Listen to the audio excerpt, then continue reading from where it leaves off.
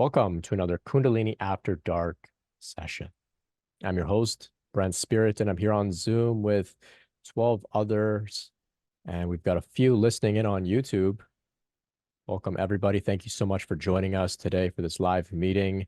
If you're listening to the recording in the archive, you can join us for the next After Dark session. You can visit brentspirit.com/afterdark to register.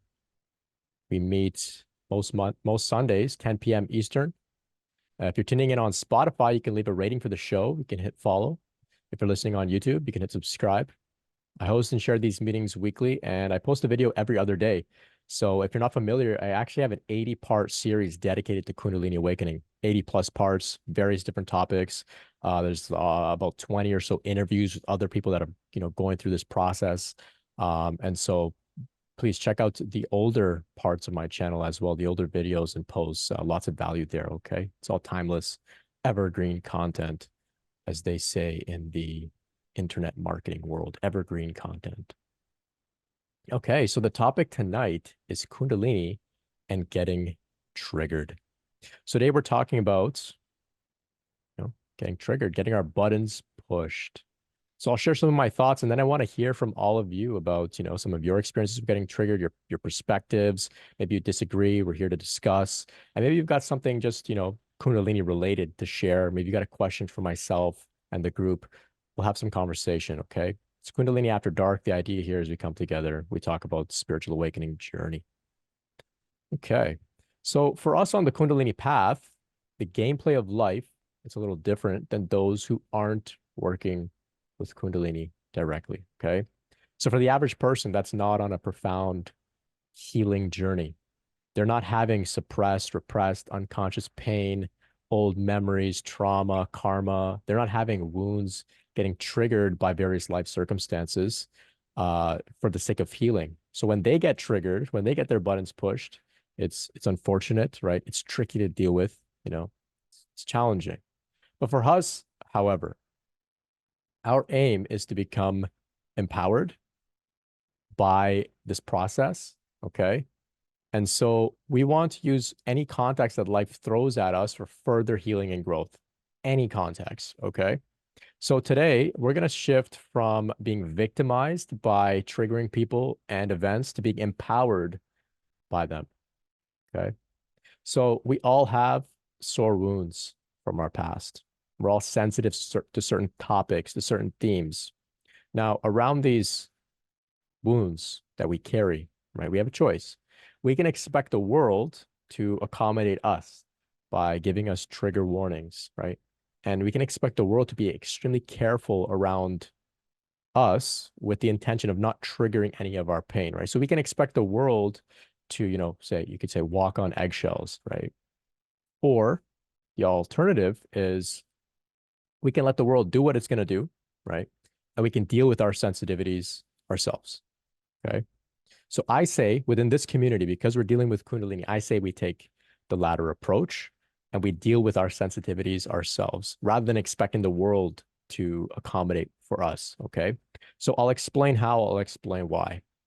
But first, I want to make it very clear here that when I'm referring to getting triggered and using those events, right, having our buttons pushed for healing, I'm not speaking about abuse, okay? I'm not speaking about abuse. If someone is abusive towards us, either emotionally, physically, financially, or otherwise, right, our job isn't to stay in those situations and try to heal the feelings and the memories that are brought up by being in those situations, okay? Our job is to get out, is to seek help, is to seek justice, okay? So if your best friend was in that type of situation and they said, hey, what do I do? However you would advise them, take that advice and do it for yourself, okay? So that's how we deal with abuse, okay? So when I refer to getting triggered, I'm referring to the everyday friction that arises in life, right? So people are going to cut you off in traffic. The person ahead of you in the grocery store, they might be an extreme couponer. It may take them, 20 minutes, and all you have is just one item, right? It's going to be frustrating. This stuff happens, okay? You may run into your ex at a party. You're going to get old feelings triggered. This is going to happen. It's everyday fiction that arises in life. This isn't abuse, okay? The extreme couponer, bumping into your ex at a party, somebody cutting you off in traffic, it's not abuse, right? It's everyday life stuff, okay? So please understand the distinction there. And moving forward, keep in mind, I'm talking about those types of events, not abuse, okay? So we're not spiritually bypassing our responsibility to get out of abusive situations with these ideas. With that said, like I said, we can use any context for healing and growth, and we can use abusive situations for healing and growth, right? But the healing and the growth begins when we get out and we seek help. Okay, that's when it begins. All right. So with that said, how can we use these uncomfortable everyday experiences of getting triggered as healing fuel? So I recently finished reading No Bad Parts by Dick Schwartz. He's the founder of Internal Family Systems. Fantastic book, fantastic work. In the book, he actually mentions the word Kundalini, and he refers to the flow of energy through the system. It's a very spiritual book, very spiritual practice, despite coming out of, say, you could say Western psychology. It's great work, Internal Family Systems. Highly recommended for those in this process, especially. But in it, he describes that some people are going to come along in our lives and they're going to trigger us. And he refers to these people as tormentors, right? And however, he spells it Tor-mentor, mentor. I really love this. So he says, in essence, they're mentors, right? They're teachers, they're guides, they're helping us by, of course, tormenting us, right? So when somebody cuts you off in traffic, you can say, that's a tormentor, here to teach me something, here to help me, to guide me, to process my frustration, to put me into fight or flight in a situation that, maybe I should be in a fight or flight if it's a really dangerous driving maneuver, sure. But sometimes it's not actually dangerous, but we get triggered, get angry, right? So maybe they're helping us to process some of that anger in a way that we couldn't easily do on our own. And that's how they're mentoring us, right? So we can see them in this way. Ram Dass said, everyone is God in drag.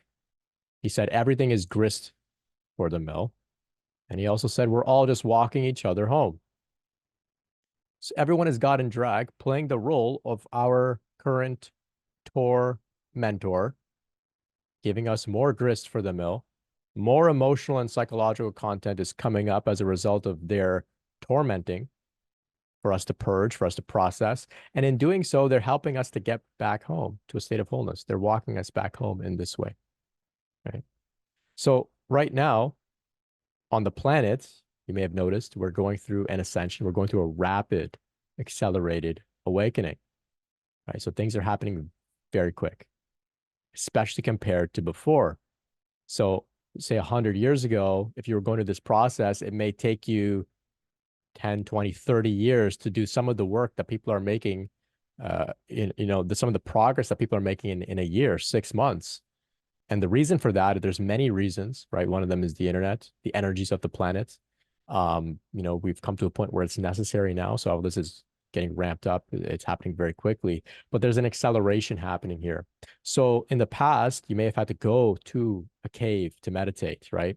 And try and dig up all of your dormant, suppressed, repressed trauma and pain and conditioning and memories. You'd have to sit in meditation and go with sort of like a laser beam and try to dig it up within your body, within the cells, within the psyche, right? Not so easy. It takes a lot of time, okay? Instead, today, we can make that same healing progress very quickly with the help of tormentors, right? With the help of other people coming to push our buttons to help us see the next part of us that's been bottled up so that we can process it very quickly. So you can try to do this in a cave. Nobody's going to bother you, but it's just going to take a long time, and it's going to take a lot of effort on your part, a lot of deep concentration, a lot of courage to go in and actively try and push your own buttons, right? It takes a long time, right? But fortunately, today we have these tormentors all around, and they're intuitively inspired to do and say the exact thing that triggers us in the perfect way at the perfect time so we can heal the next part of us that's now ready. So this is how synchronicity is used, not just for, say, manifestation of abundance and, exciting experiences. Synchronicity can also be used for very rapid healing through carefully orchestrated, quote unquote, coincidences that seem like they've been perfectly scripted to help you to heal your very specific wounds. So I've heard about some spiritual teachers actively encouraging some of their more annoying students in the community to continue to be annoying. And they would do this because that annoying student triggers the rest of the community to feel impatient, to feel resentment, to feel angry, to feel frustrated with them, right?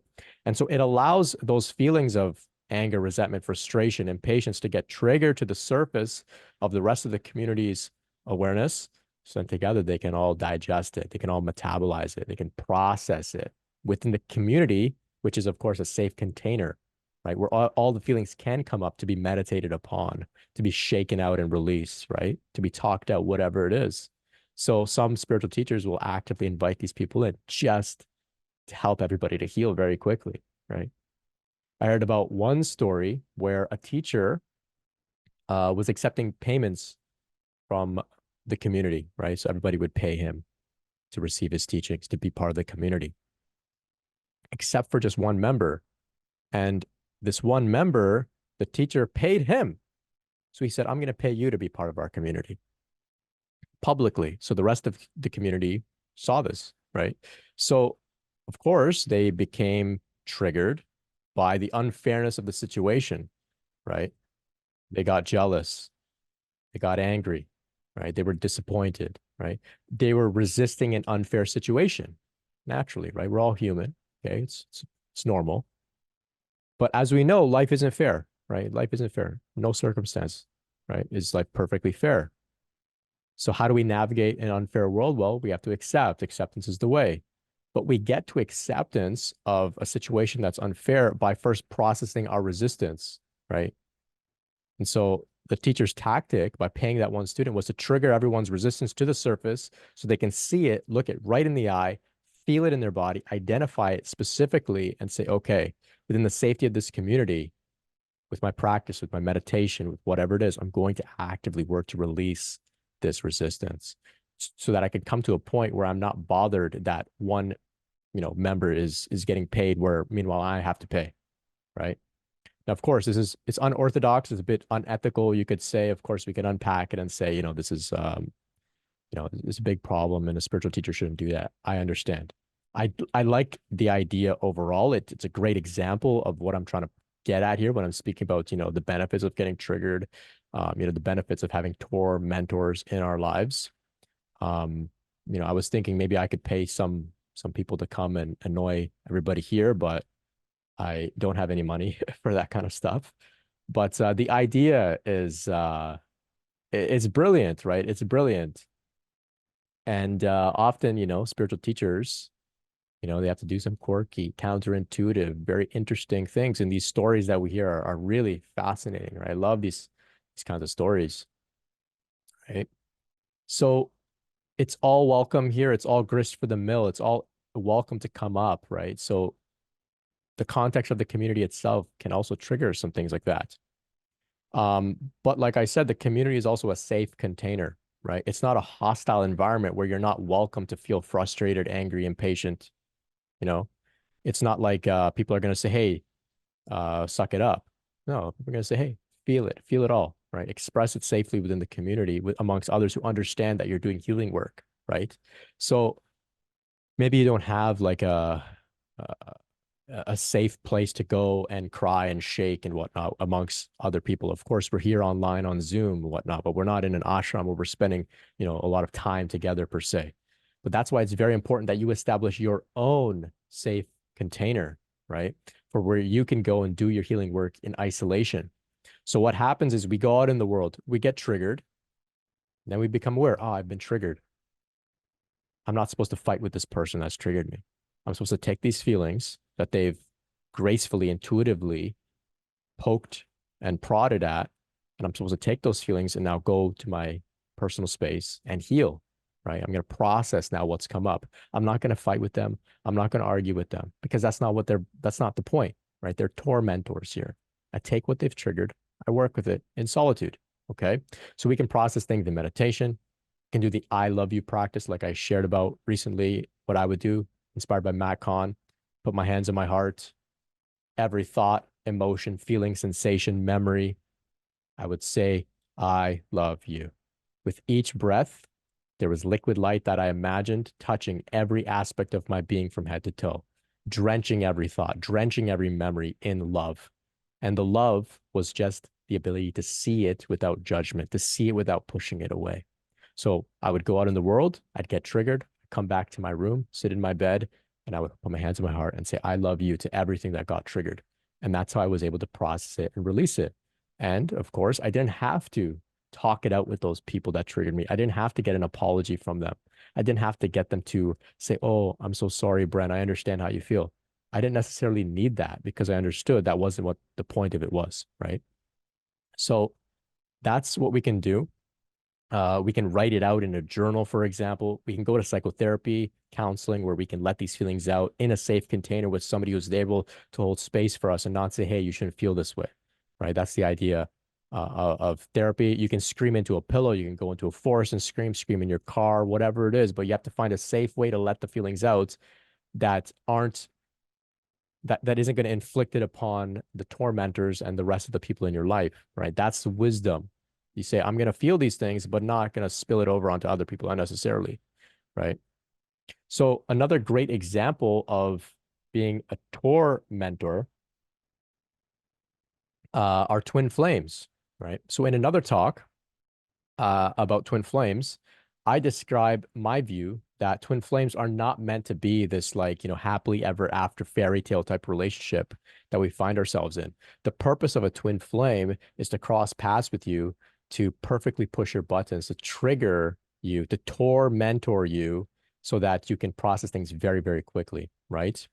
So that's their job. They do it perfectly. They do it very intensely, right? Because it's wrapped up in energy, it's wrapped up in romance and love, and there's sexual energy, there's chemistry.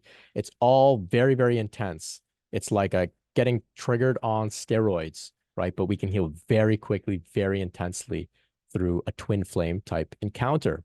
So this is why it seems like a twin flame may be a mirror for you, right?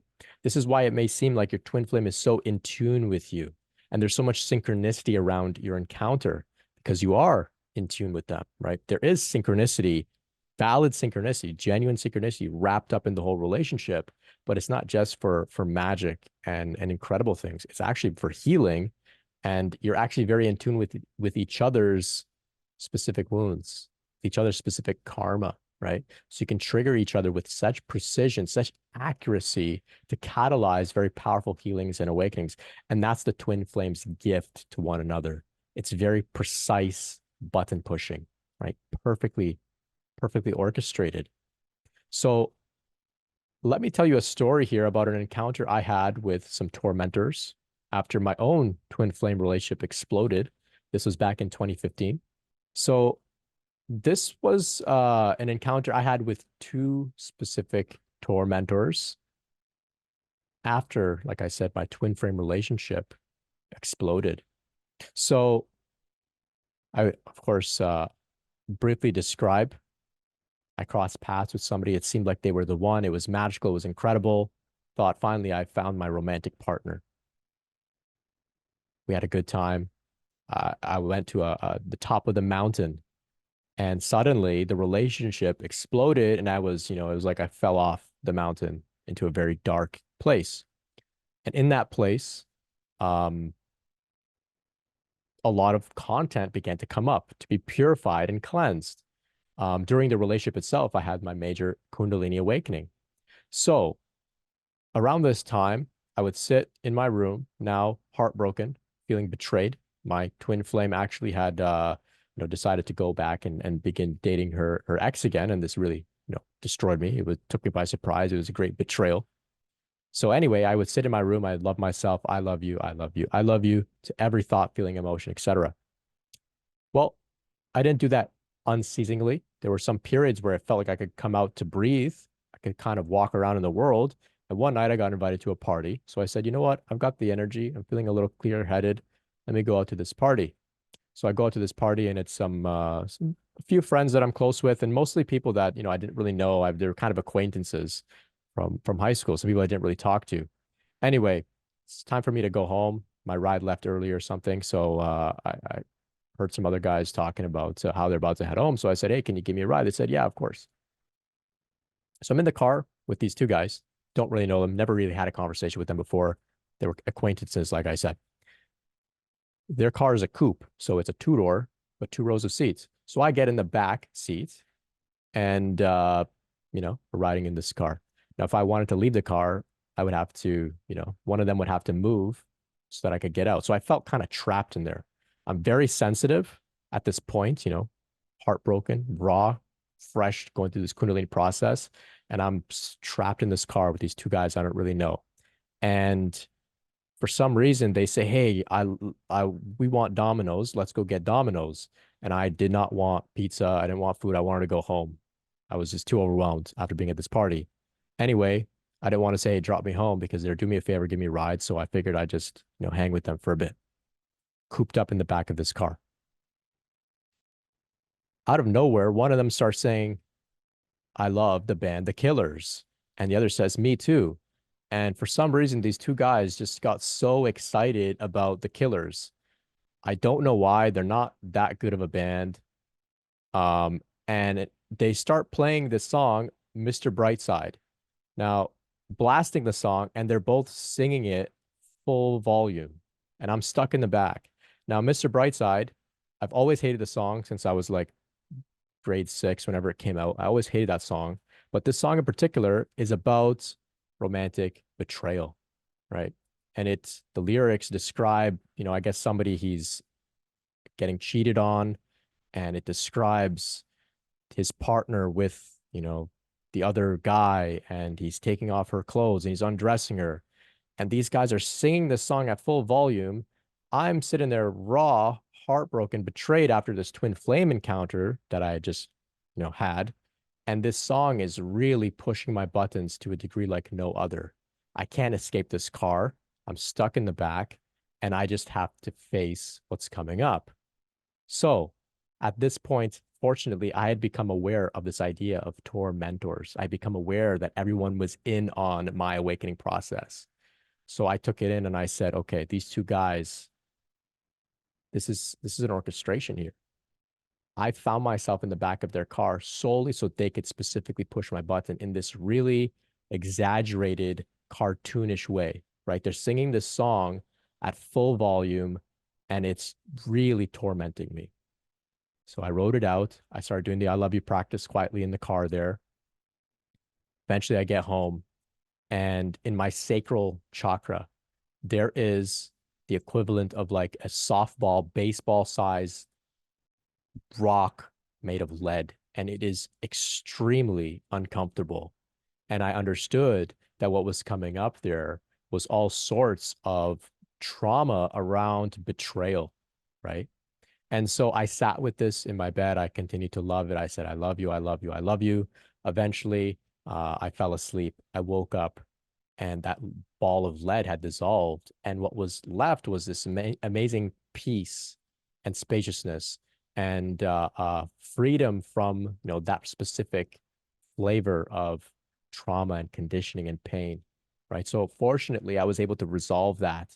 But I couldn't have done that if I went and sat in my room by myself. I couldn't have triggered that type of wound. It's just too, it's like touching a hot stove. You don't want to do it. Everything in your body wants you to not do it. So trying to go to certain spaces like that, you just can't do it on your own. So you need tormentors to kind of, trap you in the back of their car and taunt you in this way, right? Now, of course, they had no idea what they were doing. They were just enjoying, Domino's pizza and the Killers, right? But for me, this was a perfectly orchestrated, specific synchronicity meant to trigger this specific wound I had at the perfect moment, right? And you could say it was in quite a safe way, right? Quite a safe way, right? I knew they weren't trying to harm me or anything. I felt, I didn't feel like I was going to get physically hurt, but I knew that this was all emotional stuff. And then I understood, this is why I got invited to this party that, normally I wouldn't have been invited to. I don't really know these people, solely for this experience. So this is one way that, the triggers can happen. And you can begin to pay attention to what's going on in your life and recognize that some of the synchronicity is meant specifically for your healing and growth, not to victimize you. And it's not random. It's meant to specifically push your buttons, right? So there also another type of trigger, which I coined, I guess you could say, or I seem to discover it. I couldn't really find much about it elsewhere, but I would call this a false trigger. So an example of a false trigger, say you're at a party and your crush is there, and your crush says to you, I hate you. Oh, all these feelings come up, right? Insecurity, unworthiness, I'm not good enough. I'll never find love. So you go home, you take space, you sit with your hands on your heart, you write it out in a journal, you scream into a pillow, you go to therapy, you process those feelings of being insecure. Maybe you feel you're ugly, or your personality, or this and that, and all those feelings come up. They all come up, right? To be processed and healed and released. And you work with them. You don't talk to your crush and say, hey, why do you hate me? You need to apologize, because you know this is a tormentor. I'm going to work with these feelings, right? You're taking the empowered view. You're taking ownership of your sensitivities and your wounds. So you do that work, right? Maybe the next week, somebody else was at the party. Part of that conversation says, hey, so are you going to ask your crush out on a date? And you say, ask them out on a date? They told me they hate me. Why would I ask them out on a date? And your friend says, what are you talking about? At the party, they said they would date you. They said, I date you. Instead, you interpreted as them saying, I hate you. So that's an example of a false trigger. It helped you to process all the feelings as if they had said they hate you. So you felt all the insecurity, you brought it up, all the stuff from your childhood, and every time you were rejected in your life, you brought it up, you processed it, you worked with it. But turns out they never even said that. They said, I would date you. And now, because you've processed your insecurity, you're confident. You're like, oh, I'm actually ready to date them. I feel like I could, right? So then you go and you ask them out on a date, and it works out for you. So that's an idea of a false trigger. Now, not that specific situation didn't happen to me, but similar things like that were happening where I was misinterpreting situations conveniently in a way that just really specifically helped me to process my old wounds and trauma and stuff. And turns out my interpretation was completely wrong. But of course, it was once again an interesting sort of setup. So this can also happen to you as well. You can look out for those too. So there's some different ideas about triggering here, but let me end on a bit of a more encouraging point. So some may be saying, oh my gosh, I'm going through Kundalini awakening. Brent's talking about getting triggered and how it's, this empowering thing, but it sounds so intense. He's talking about a ball of lead in his sacral chakra. I can't deal with this. I can't deal with this. Not forever. Well, here's the thing.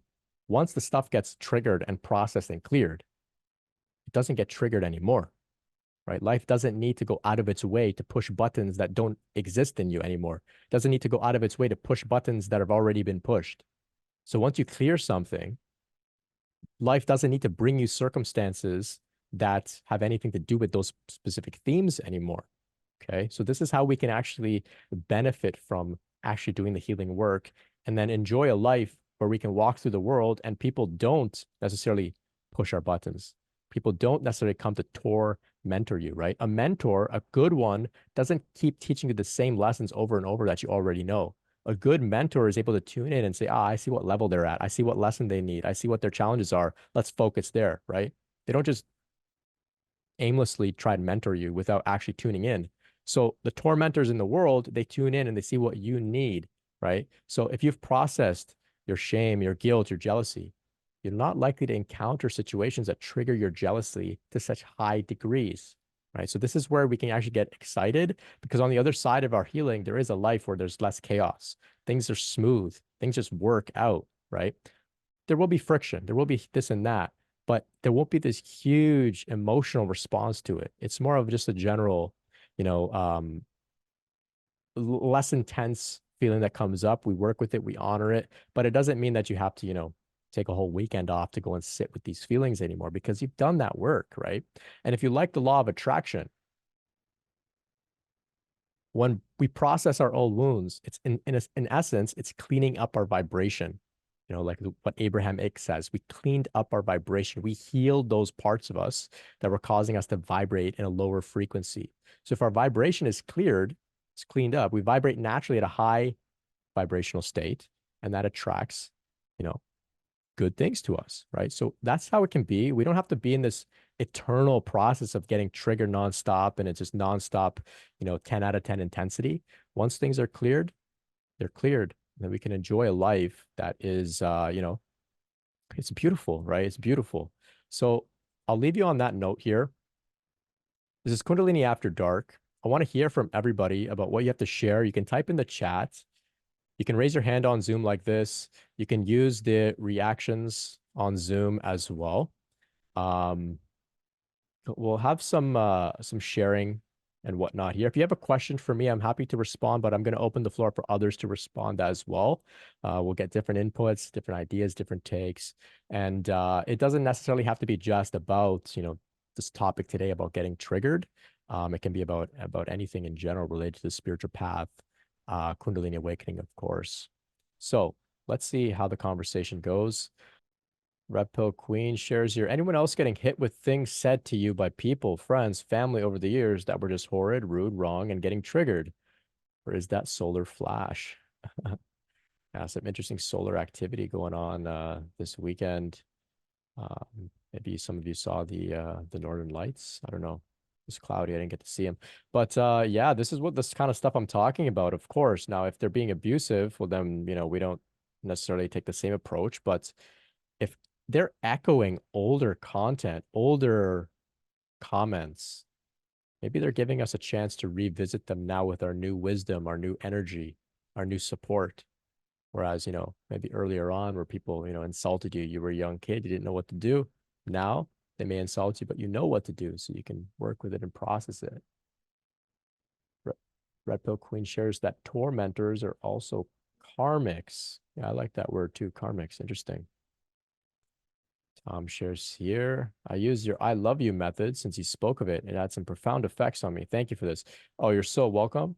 But I wouldn't say it's my method per se. This is inspired by, this is inspired by Matt Kahn. I adapted it to suit myself, the I love you practice. But Matt Kahn, he is the I love you guy. He's the man. Hey, Nick. Hey, what's up, man?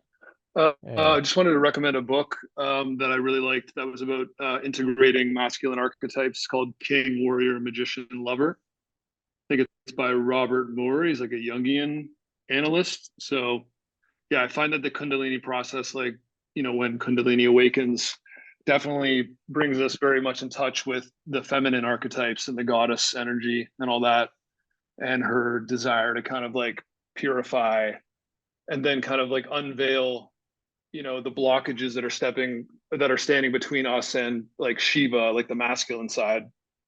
And so the reintegration of those masculine archetypes is like kind of the essential kind of when we bring the energy back down and are grounding it back into life, we're being triggered and we're having to face a lot of the discrepancies or the deficiencies in our masculine energies.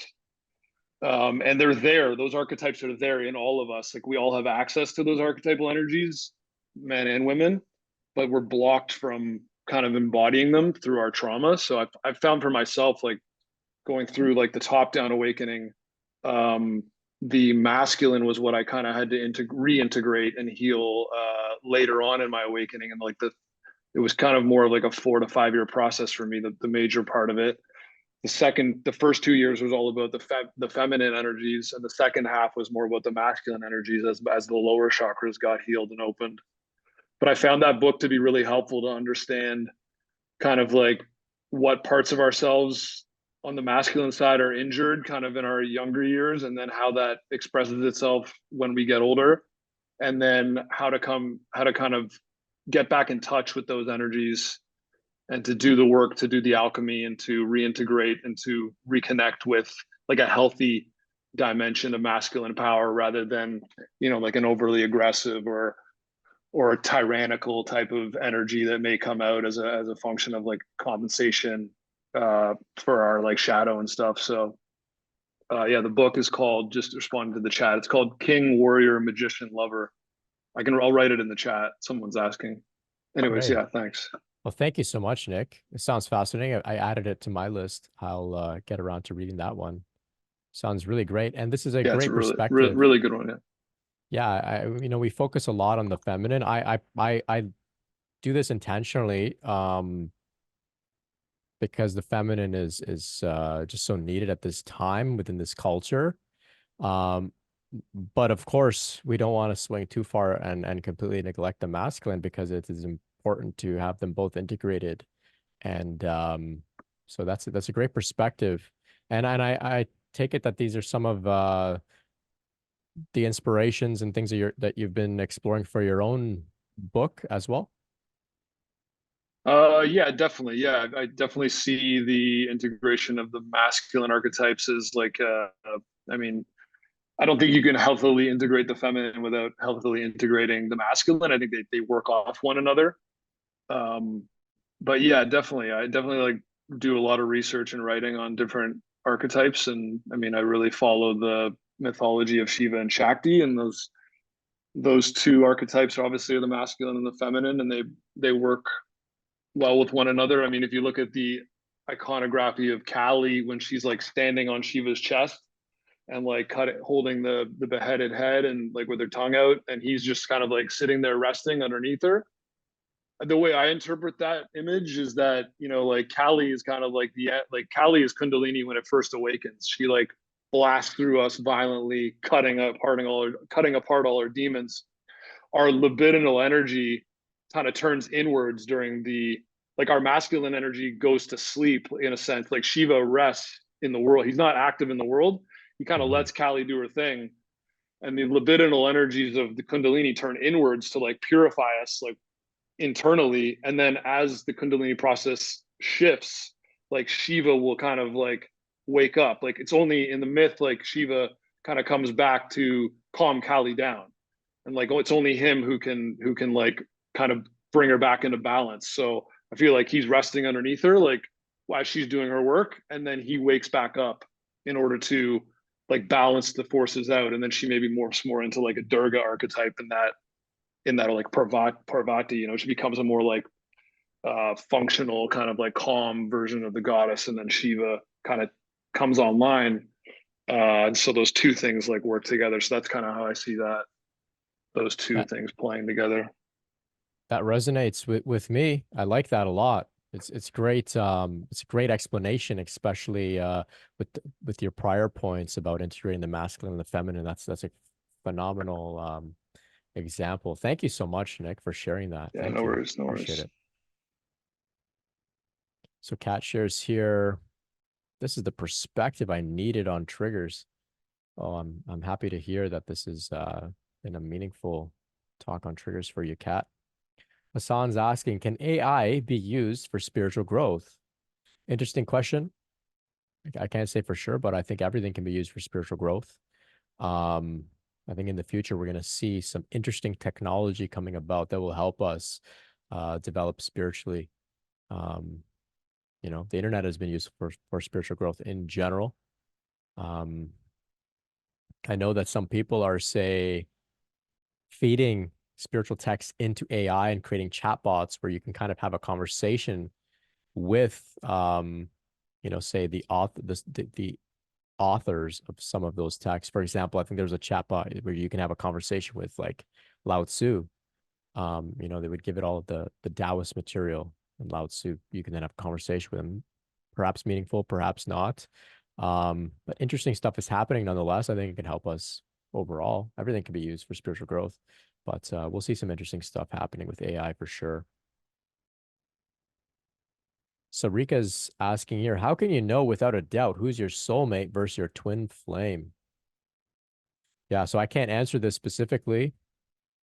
My take on it is it doesn't matter. The work is the same. It doesn't matter who they are, right? We have to love ourselves, um, do our work, whether they're a twin flame, whether they're a soulmate. It's very hard to tell. And then, of course, everyone has different ideas and definitions around what those terms mean. I put up my own thoughts about twin flames, and lots of different people saying, they had differing views, and it's welcome because it's not set in stone. It's not written in the sky somewhere or in a book or some stone tablet. It's just These are just labels and concepts that we've made up to better understand, the different relationship dynamics that we find ourselves in. In my view, twin flames are those, their job is to come and to help us to heal by triggering us. Soulmates come to help us to live out the healing that we've, done. So if twin flames show us how to love ourselves by triggering the parts of us that are unloved, soulmates come to give us context to express that love out. That's one way of thinking about it. Doesn't have to be the definition that you buy into or use or believe. It's just something that's coming to me to share. I like that, but may not fit in every situation or apply to every relationship. Hello, Tom? how are you? Thank you for the subject tonight and for. Oh, you're so welcome. I just want to change the subject a little bit from twin flame to something you mentioned earlier today and another time. It was last week before, about saying I love you to everything that's coming up.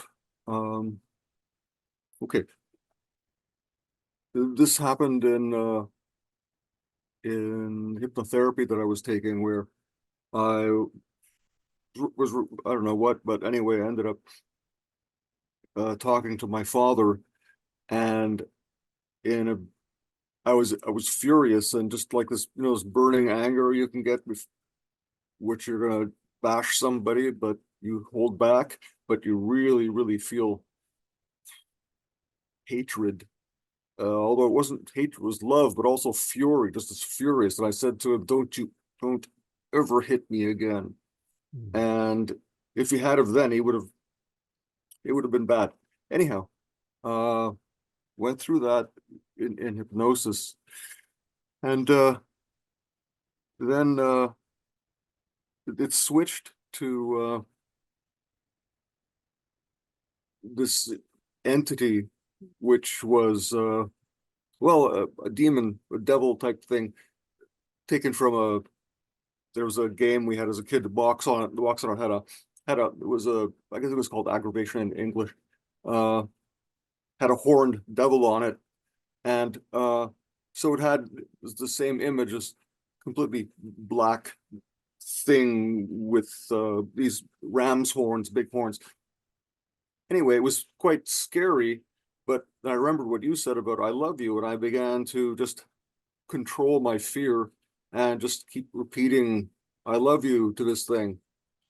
And the more I repeated I love you, it was in hypnosis as well, by the way, as more I repeated this I love you, the less scary it became. Although it was still scary, it lost the terror that was in it.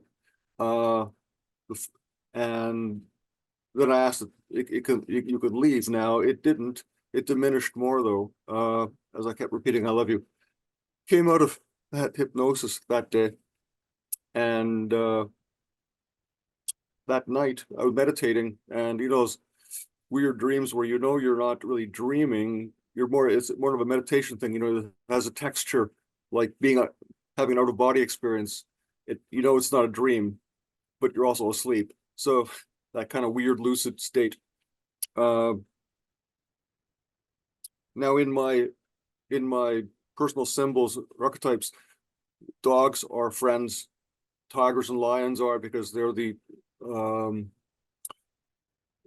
two vehicles of Mahadurga, and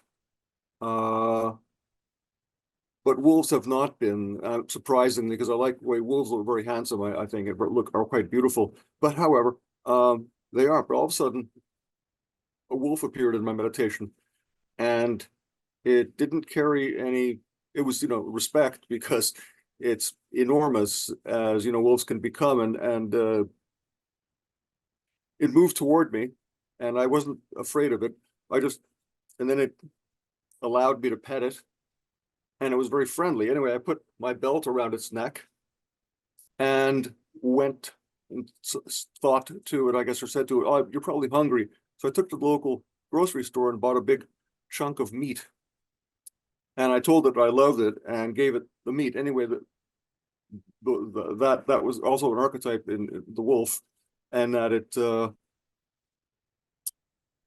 entails two very different and ambivalent personalities in terms of being the really dangerous thing, which can destroy, but also so it encapsulates the masculine destroyer, and also however the feminine protector and the masculine protector as well. So it has these two things. Anyway, instead of being afraid of it, it's become, I think, an ally to me. And that came, I think, from you, because I was going around the whole week saying I love you to every thought that I had and to everything that occurred. And I think that came out of saying that to everything that occurred. You know, any thought I had, any negativity, I love you. And instead of indulging in the feelings of rage or anger or frustration, just seeing it as a thought and saying I love you to it and letting it dissipate. So I wonder if you ever encountered that kind of, or anyone has encountered that sort of thing in dealing with symbols of what would it be? Transformation, because the wolf also symbolizes transformation. So from something terrifying to something terrifying but useful, and not out of control, like a werewolf type thing. But anyway, I just wanted to comment on that. Thank you very much for that little mantra. Oh, you're so welcome. Thank you for sharing it. And once again, I have to give credit to Matt Kahn for sharing that practice with me. He has a great book. It's called Whatever Arises, Love That. And he unpacks this even further. But this is the power of love, right? Just the power of love. And this is a great share, Tom. You know, the What was the name power. of the author again? Sorry, Whatever Matt Arises. Matt Kahn, Kahn. Kahn. And the book that he has a few books. The book in particular is called Whatever Arises, Love That. Thank you very much. Yeah, I'm just amazed, and I think this whole thing you've started here has been very helpful to me and to many people. So thanks for that too. Oh, you're Anyway, so welcome. Thank you go. for being part of the community here. It's been very helpful for me too. Interesting shares about the archetypes and the symbols. I like how you described that, you know, the wolf shifted to becoming an ally. And going back to what I mentioned about internal family systems, um, in his work, Dick Schwartz describes that there are some parts of us that are, you know, they're on alert, they're vigilant, they're anxious, they're trying to protect us. But if we're able to soothe them and work with them, and in fact, he describes talking to those parts and saying, hey, scared part of me, did you know I'm actually an adult now and you don't need to be so afraid? I can take care of us. And those parts say, whoa, I thought that you were still a child. They say, oh, so you're saying I can relax? And you have a conversation, a dialogue with these parts. You say, yeah, you can relax. We're safe now. And then those parts, they relax and then they turn into, say, allies, or some of them maybe become creative, or they have other gifts to share because now they're not working on, you know, being vigilant. Now they say, oh, I can do stuff that like I really want to do. And like, you know, be an ally, be your companion in a sense. So what you described there, it seems like the same phenomena taking place, but of course, you know, the part manifested for you as the wolf representing that transformation. But this is how it goes with archetypes and symbols and animals, right? They come to represent these things. Go ahead, Tom. Want to add to that? It reminded me of a story of Buddha as in his incarnation as Prince Five Weapons. And the reason he had 5 weapons, he'd mastered 5 weapons. And his battle with the demon Sticky Hair. And you got familiar with that, No. that idea. Well, the demon had sticky hair, and so whenever Buddha fought with him, he would, you know, swung his sword and it would stick, and he ripped from his hands, and every weapon that he used was lost that way. However, then he said to the demon, "But I have knowledge, a knowledge that would destroy you completely." And the demon, realizing that, bows and begins to serve Prince Five Weapons. Anyhow, so it's the same. Also, the shamanic thing where a Inuit shaman would go into a trance, or some other, and they would do things like in the Arctic at night. In Arctic night, freezing cold, rip their clothes off and go running for miles and miles and miles in the Arctic, when it's 40 below zero Fahrenheit, and not freeze anything off, and overcome a demon or which then became their ally and their helper. And I imagine it works that way around with other traditions around the world. You have to conquer something inside yourself or outside of yourself in order to gain. Well, they would do it for power because they needed power, extra power to help their people. So anyway, yeah, it's the same along the same lines. Anyway, Very interesting. Very interesting. It reminds me of I can't share the details because I don't know, but Devi, right? We refer to Devi as the goddess or the devas, same root as devil, right? So it seems like there's something going on there similar to what you're describing, that we can tame these devils and turn them into devis, get some benefit from actually facing them, working with them, loving them into, maybe you could say into submission, or maybe loving them into a state of integration or balance. Interesting shares. Thanks, Tom. what you could do, I mean, in practical manner, just for everyone else in the community, they can become friends. You can become friends with your enemies. So it's a kind of a practical lesson as well for primary cultures to not immediately throw a spear at the guy next door or the guy over the hill. Right.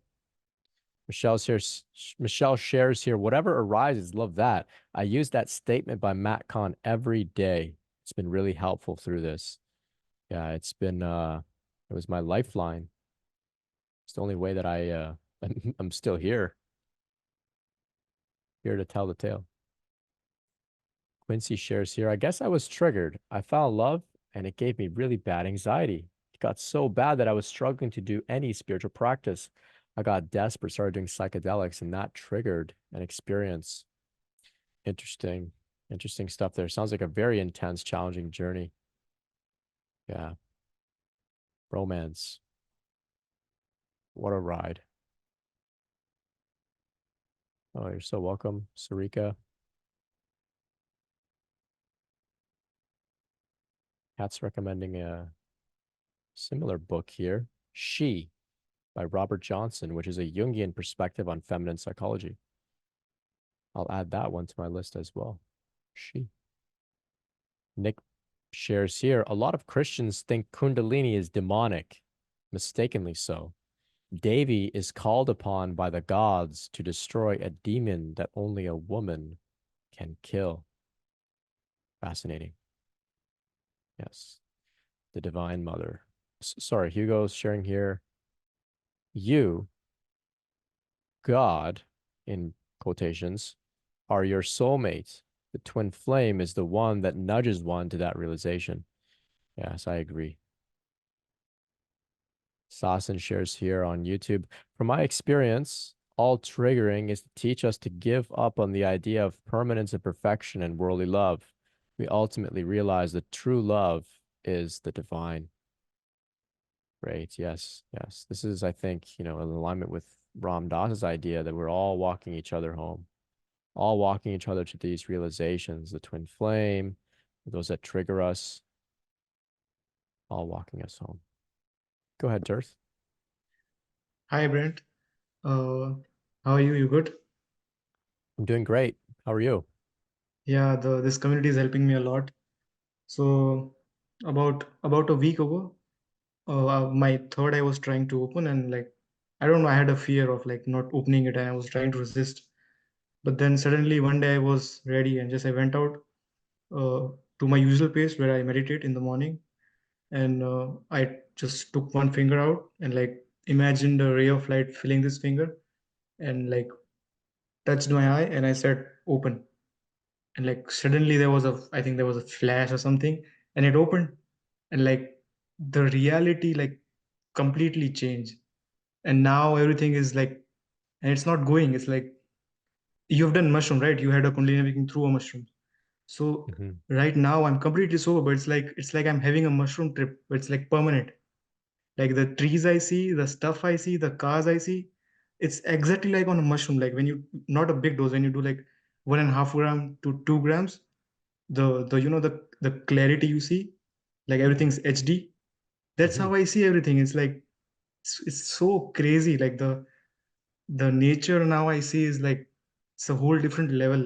I don't think I'm in the same universe. It's like a whole different thing. Like, and the synchronicity, like everything is synced. Like it was all numbers. I know it now for a fact that like the your inner being, the divine nature of you communicates through numbers. It's always communicating through numbers. It's like a ripple effect. The people around me are seeing numbers, and they're telling me what kind of black magic you did on them. Like they're telling me, what did you do to me? I'm seeing numbers.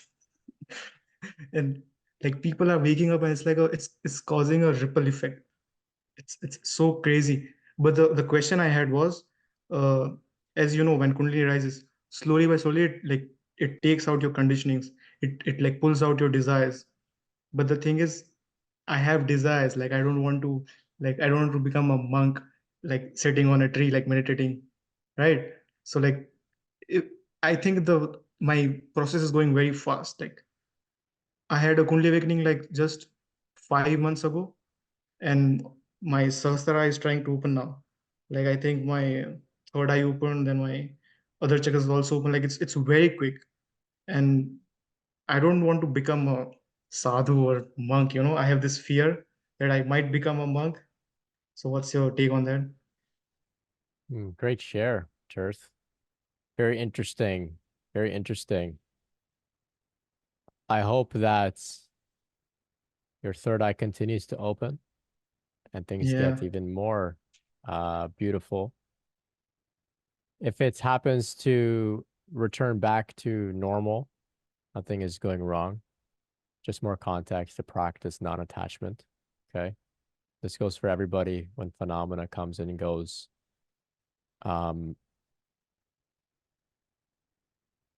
Tune in to what you're here to do. Some people tune in and they know I'm not meant to be here in the world. The mountains are calling me. The monastery is calling me. The forest is calling me.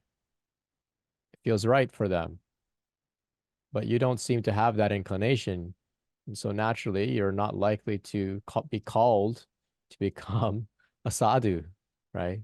A wandering ascetic. So it's okay. Those who are called to that, nobody's forcing it on them. It feels that it's the next necessary part of their journey and it feels right. So many of us here in the West are going through this process with the benefit of the internet. Maybe we've got certain worldly skills and a network. We're going to use all of that stuff as context to further our spiritual growth and complete our missions of service in some way or another, right? So this is one thing to consider.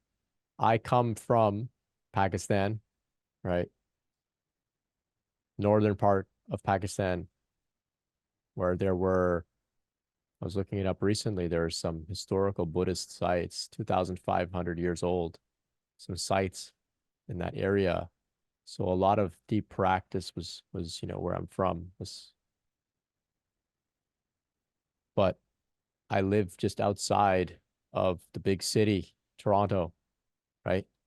Why would it take me out of that place where I'm so close to, the Himalayas and all of this? Why would I come all the way over here only to one day retreat back to the mountains? Doesn't make sense, right? yeah, So the same way you can look at your own life and consider, what is your soul's mission here? And that's what feels right. So you don't have to fear that you're going to have to become a monk or a sadhu or whatever it is. Maybe at some point that will be your calling, but it won't feel like you're going kicking and screaming. It will make sense. And this goes for everybody here. You know, we all have different things to do. We don't all come here to, you know, become a yogi or a monk who just lives under a tree or something. We don't all come here to, you know, write spiritual books and stuff. Some of us, yeah, for sure, but not everybody, right? Not everybody. Some of us are meant to play an incognito role, just blend in, just blend in. I just did an interview with Aaron Camp, who's a psycho-spiritual counselor. You know, we were speaking about their Kundalini awakening process. And one of the things that came up was that we need boots on the ground. We need people in the trenches that are awakened, but they're involved in business. They're involved in politics. They're involved in, you know, healthcare. They're doing all of these things in all of these different industries, right? Because that's where we need people to be awake. We don't necessarily need more people to go and sit in a cave. We don't necessarily need more people to write books per se, though, of course, not a bad thing. Also the thing is, I used to work as a personal trainer. I had a personal trainer job, and when the Kundalini awakening happened, I just suddenly felt like I didn't belong here. I just left the job, and you know, like my muscle mass dropped. Like I used to be big, and then I lost like 10 kgs of muscle in like 2 months, and I went very slim. And I had this very like my identity completely dissolved. And when I asked my higher self, like, what should I do? Like, how do I get the money? How do I like work? What should I do? Then it keeps telling me, just follow your passion. Just follow your heart. Like my heart doesn't say to do anything. I just want to go out in the nature and sit. And that's what I'm doing. But the thing is, it's working. Like I used to live in a smaller room. Now I have this huge, like 2 bedroom house. I don't know how it happened. I never got any job. I don't know where money is coming from. It's just coming out of thin air. You know, it's like I'm in the backseat of my car and I'm like letting my inner being take control. And it's like doing crazy stuff for me. Like my sister asked me, like, what are you going to do? We don't have work, we don't have money. What will you do? And I told her there'll be a way. Don't worry, it's fine. And the next week, she got a new job, like more money. And she was like, yeah, you were right. But so what do I do? Like I don't have any work now, and I don't even know if I should work. My inner being keeps telling me that there's no need to work. You just do your thing. You should ignore your inner being and Yeah. you're doing everything right. Just trust. Just look around you. You're living in this new place. It's evidence in your face. What more do you want? It's evidence that's all working out for you, right? Just keep going and trust. And so one thing I recommend that everybody does is make a list of every reason you have to trust and surrender. That list just keeps growing and growing and growing. And then on the other side, make a list of every reason you have to doubt. You'll have 4 or 5 things. There's endless lists. There's an endless list of reasons to trust. Endless, right? Keep a journal, track it all. Eventually, there's no alternative anymore. Of course, you're just gonna just surrender and sit in the back seat and let the driver take you where it wants to go, right? Krishna is the charioteer, right? Jesus take the wheel, whatever it is. But this is the way, and you're living it, and you're experiencing the benefits of it. So keep doing your thing. And yeah, thank you so much for sharing. Very inspiring. Thank Very you. inspiring. Thank you. Thank you. Let's go over here to Kat.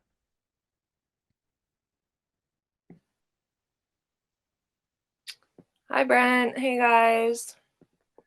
I wanted to share, and I wanted to thank you for this perspective on triggers because I really needed it. Specifically, like if something's coming up, it's because it needs to be acknowledged, integrated, dealt with, all that good stuff.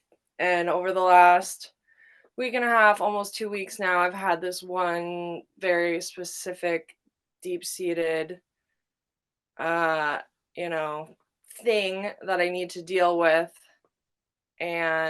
But it kept coming up like multiple days and multiple circumstances, almost to the point where it was like comical.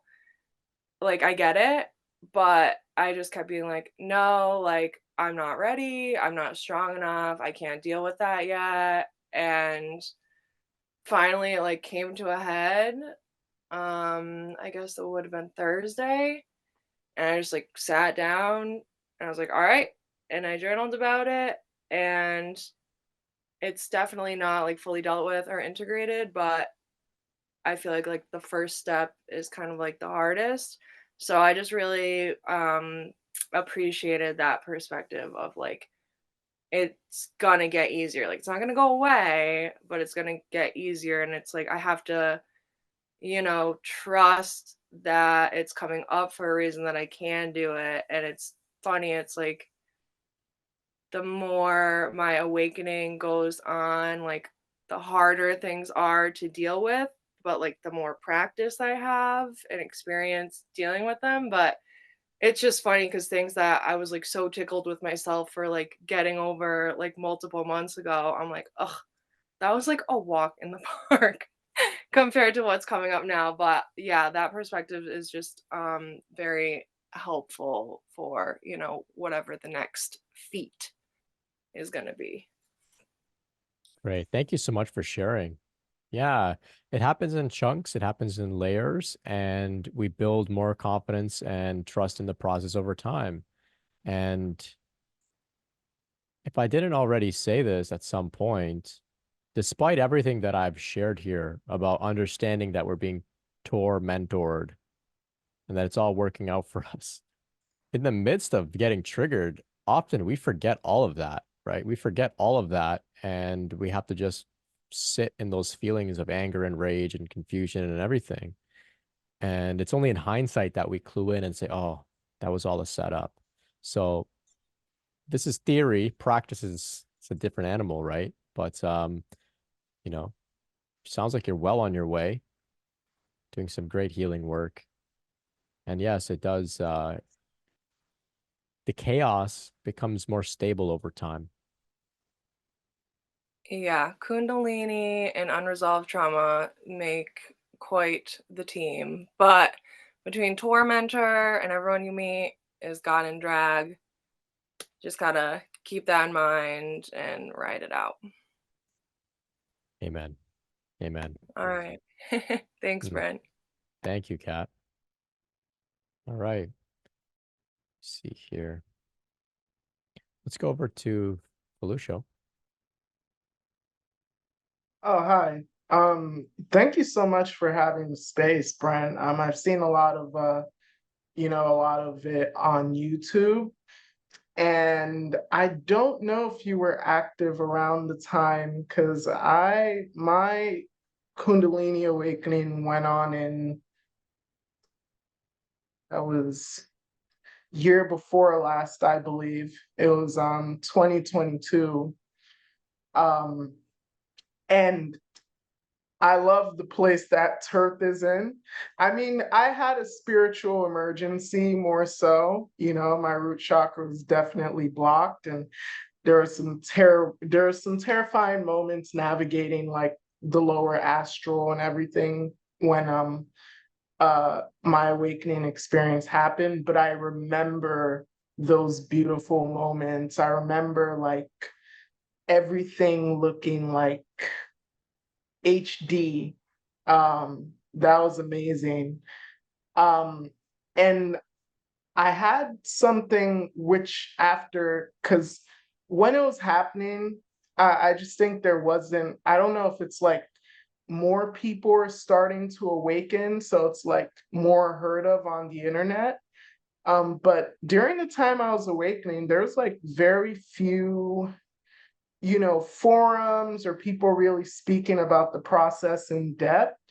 And I didn't know a lot of the terms, a lot of like the spiritual terms and everything for what was happening. But now I know the way my process took place was actually a descent of grace.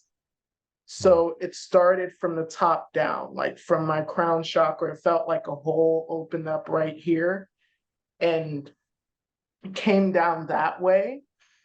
And now I don't know if you guys are familiar with, like your ears ringing, right? Where it's like you're getting like a a message that's channeled through you. And I used to do readings for people, and I would get it and use it as kind of like a sign or something like that.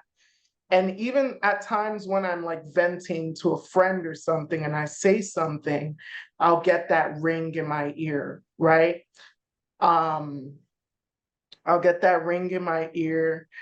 And the ring, I guess, means that that message just came through me. You know what I mean? That's coming from a higher place.